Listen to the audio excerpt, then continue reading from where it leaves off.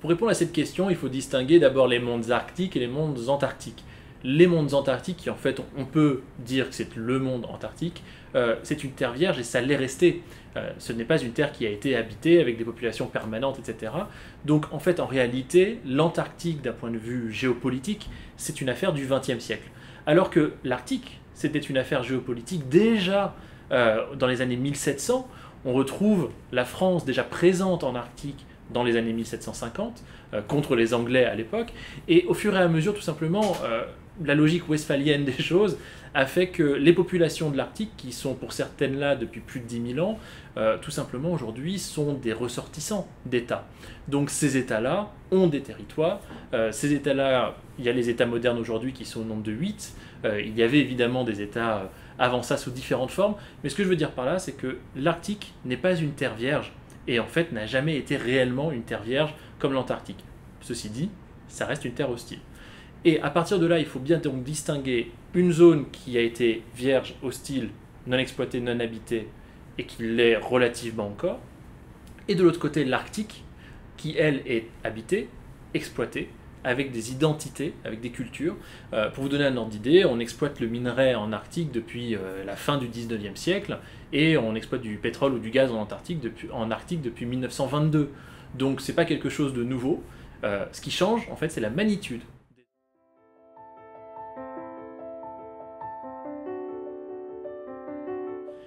Donc ce qu'il faut clairement dire par rapport à l'Arctique, déjà dans un premier temps, c'est quelle a été l'exploitation jusqu'à maintenant.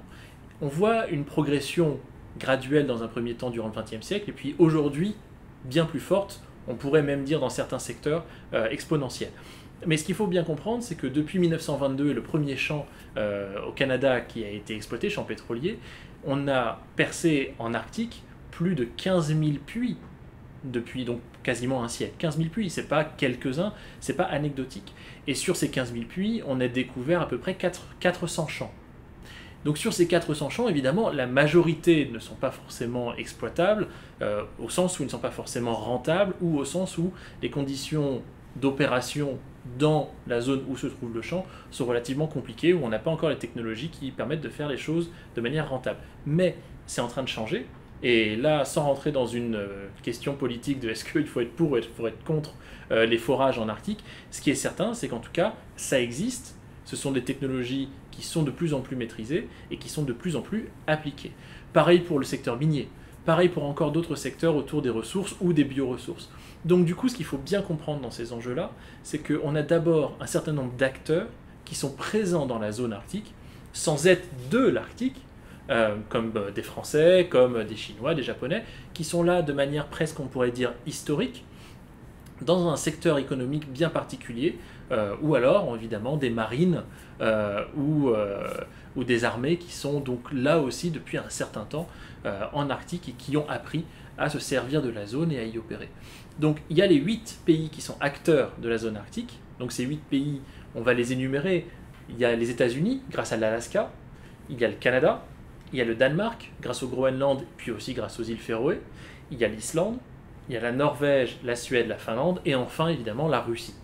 Donc ces 8 acteurs-là, 8 acteurs étatiques, sont rassemblés au sein d'un organisme, et il n'y a pas que cet organisme-là, qui s'appelle le Conseil de l'Arctique. Et ce Conseil de l'Arctique, on peut dire que c'est l'organe diplomatique de référence. Ce n'est pas le seul, ce n'est peut-être pas le plus important, mais en tout cas c'est celui de référence aujourd'hui en Arctique. À côté de ça, il y a des acteurs infranationaux, des régions, des municipalités, il y a des acteurs privés évidemment. Et puis il y a un acteur qu'on oublie relativement souvent, ce sont les peuples autochtones. Les peuples autochtones de l'Arctique qui sont très nombreux et qui tous n'ont pas forcément la même vision des choses par rapport à l'exploitation, par rapport aux questions juridiques, par rapport à la relation avec l'État-nation et par rapport aux droits, ou aux droits souverains par exemple sur la zone maritime, et ainsi de suite. Donc tous ces acteurs-là coexistent. Et puis ensuite, il y a les acteurs évidemment hors de la zone arctique, des Français, des Chinois, même des Vietnamiens, des Pakistanais, des Indiens, etc. Certains sont observateurs au sein du Conseil de l'Arctique et font partie d'autres instances, et d'autres, tout simplement, sont dans la zone, pour certains depuis des décennies, d'un point de vue industriel.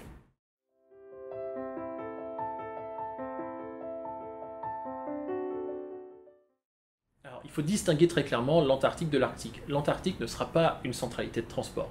et pas même pour les relations sud-sud. Donc ça, c'est une chose très claire. Et de l'autre côté, l'Arctique, par contre, pourrait devenir l'un des centres du transport international, que ce soit transport aérien ou que ce soit transport maritime. Alors, ce qu'il faut bien comprendre, parce qu'il y a des batailles de chiffres, très clairement, si on se focalise sur l'année 2017, pour lequel on a des statistiques qui sont très claires, sur l'année 2017, il y a plus de 1800 navires qui ont navigué en Arctique.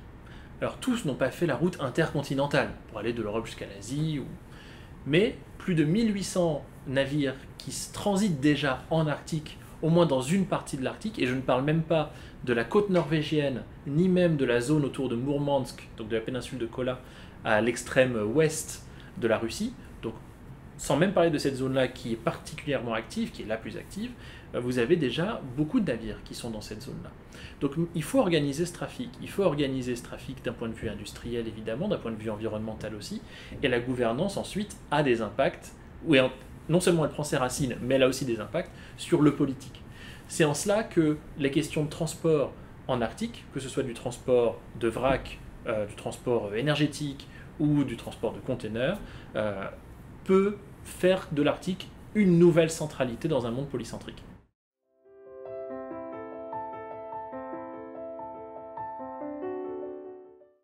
Je vais aller plus loin que votre question en disant que justement ce sont ces contraintes géographiques qui ont freiné le développement d'abord de l'Arctique, dans une moindre mesure de l'Antarctique, depuis Phidias, depuis l'Antiquité en réalité. Le premier homme le premier homme de notre civilisation qui est allé en Arctique, c'était un Marseillais, c'était un navigateur marseillais de Massilia à l'époque, qui s'est rendu en moins 300 dans la zone arctique, et en fait il était aux alentours de l'Islande, et ce qui l'a arrêté, c'est la banquise en formation. Et donc il est revenu, il a dit « voilà ce que j'ai vu », et personne n'avait vu ça avant. Et ce qui est fascinant, c'est de voir comment, au fur et à mesure, la géographie a contraint effectivement le développement de l'Arctique. Elle a isolé certains peuples en créant des insularités, pas forcément à cause de, classiquement, l'eau liquide, mais par de l'eau solide. La glace et les différents types de glace ont créé des insularités. Et au-delà de ces insularités-là, ce qu'il faut bien comprendre aujourd'hui, c'est que même si la géographie, en effet, pose encore problème, bien sûr, puisqu'il fait encore froid, et dans certaines régions de l'Arctique, il fait même de plus en plus froid, tandis que dans d'autres régions de l'Arctique, il fait de plus en plus chaud, avec un climat de plus en plus tempéré, donc là aussi ça permet de relativiser la notion de l'Arctique pour créer des Arctiques. Ce qu'il faut bien comprendre, c'est qu'aujourd'hui, ce qui permet de dépasser la géographie, c'est la technologie. Et au-delà de la technologie, ce sont évidemment les intérêts économiques dans un premier plan, et dans un second temps les intérêts purement stratégiques, donc là plutôt au niveau évidemment de la dimension politique et des États, qui font qu'on développe des technologies pour faire de la géographie quelque chose qui ne serait plus un problème.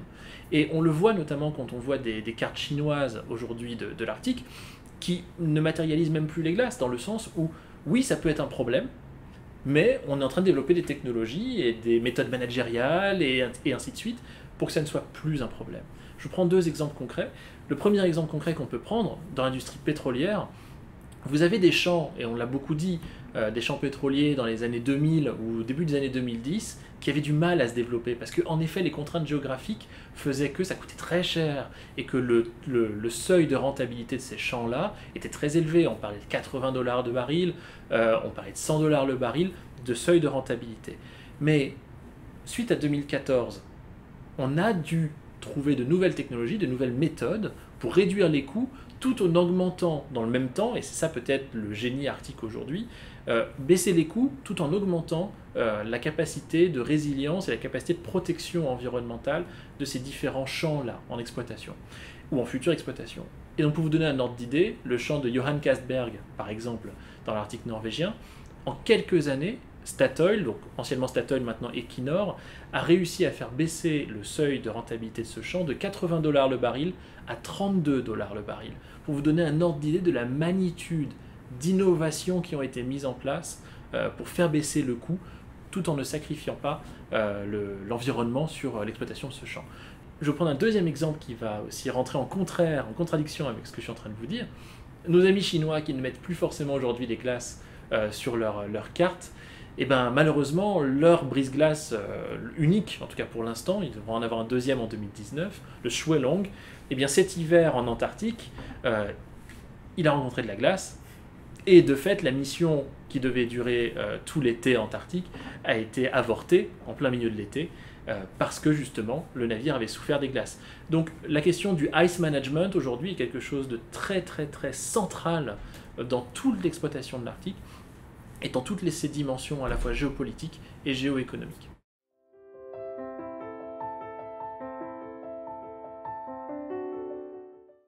La question du tourisme est clairement centrale aujourd'hui, aussi bien en Arctique qu'en Antarctique, mais elle ne s'exprime pas de la même manière. C'est-à-dire qu'aujourd'hui en Antarctique, le tourisme, c'est l'industrie, c'est le champ économique avec la pêche qui est la raison première du développement économique de l'Antarctique.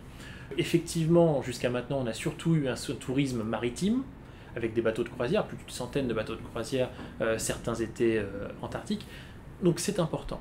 Mais ceci dit, il faut bien comprendre que tous ces navires, ils se focalisent sur une zone qui est la zone la plus favorable aujourd'hui en Antarctique, qui est la zone de la péninsule, donc c'est-à-dire la zone qui est en fait au sud de l'Amérique du Sud.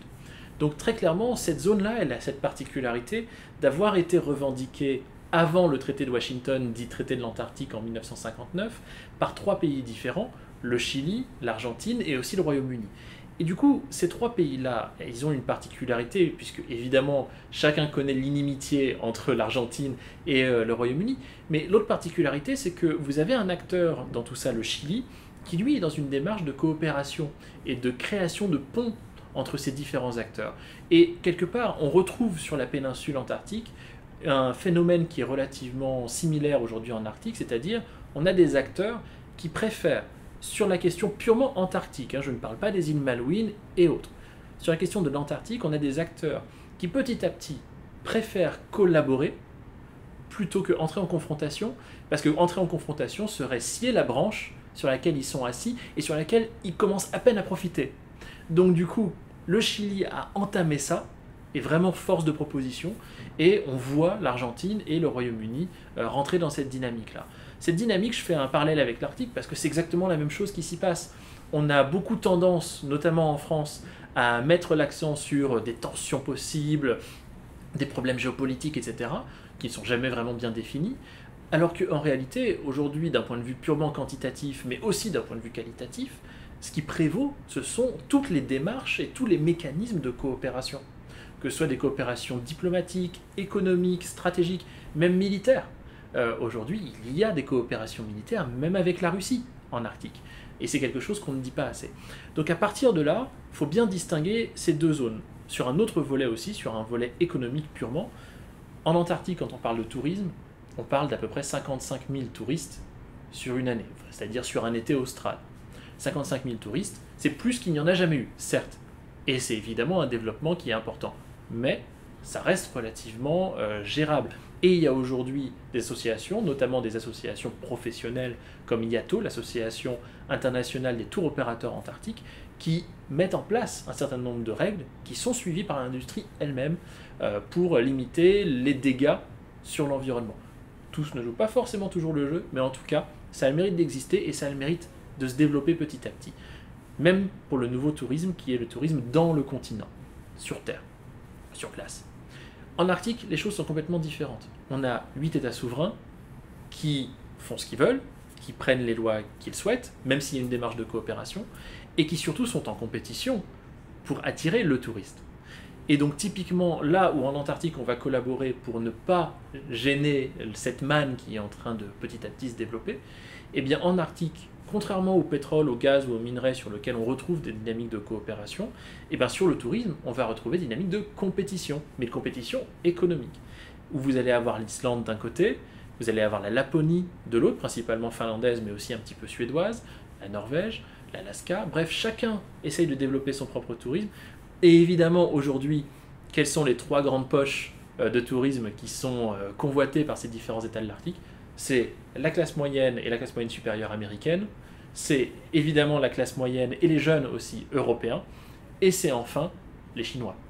Donc aujourd'hui, pour vous donner un ordre d'idée, et je vais m'arrêter là, vous avez des millions et des millions de touristes qui viennent en Islande, alors que l'île ne s'attendait pas à un tel boom. Vous en avez autant en Laponie finlandaise, et puis les Chinois ne sont pas encore complètement arrivés.